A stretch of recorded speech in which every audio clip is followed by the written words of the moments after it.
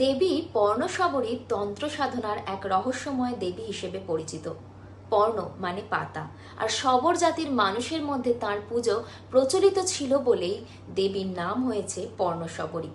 বৌদ্ধতন্ত্রের নানা শাখা, বিশেষ করে বজ্রযান, মহাযান ও শবরতন্ত্রে তাঁর উল্লেখ পাওয়া যায়।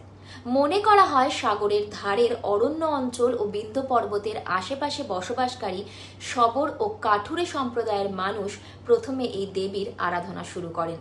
শুরুতে তিনি ছিলেন একেবারে লোকায়ত দেবী, কিন্তু পরে বৌদ্ধতন্ত্রে তিনি বিশেষ গুরুত্ব লাভ করেন। বৌদ্ধ মতে দেবী তারা ও দেবী হরিতির সঙ্গেও পর্ণশবরীর সম্পর্ক স্থাপন করা হয়েছে। তিব্বতে তিনি লো মা গন মা নামে এবং জাপানে হিয়েই নামে পরিচিত। প্রাচীন পাল যুগে রোগ ব্যাধি দূর করার জন্যও দেবী পর্ণশবরীর পুজো করা হতো। অনেক সময় তাকে দেবী শীতলার এক রূপ বা সহচরী বলেও ধরা হতো। সেই সময় পশু বলি, নানা উপাচার এবং ভেষজ উদ্ভিদ দিয়ে হোমের মাধ্যমে তার আরাধনা চলত। এখন এই পুজো খুব বেশি দেখা না গেলেও তিব্বত ও নেপালের কিছু জায়গায় এখনও তার পুরনো মন্দির রয়েছে।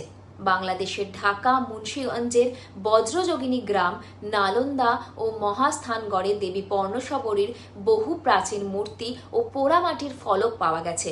বিহারের নালন্দা মহাবিহারের ধ্বংসাবশেষ এবং সারনাথ জাদুঘরেও দেবীর কয়েকটি সুন্দর প্রাচীন পাথর মূর্তি আজও সংরক্ষিত আছে।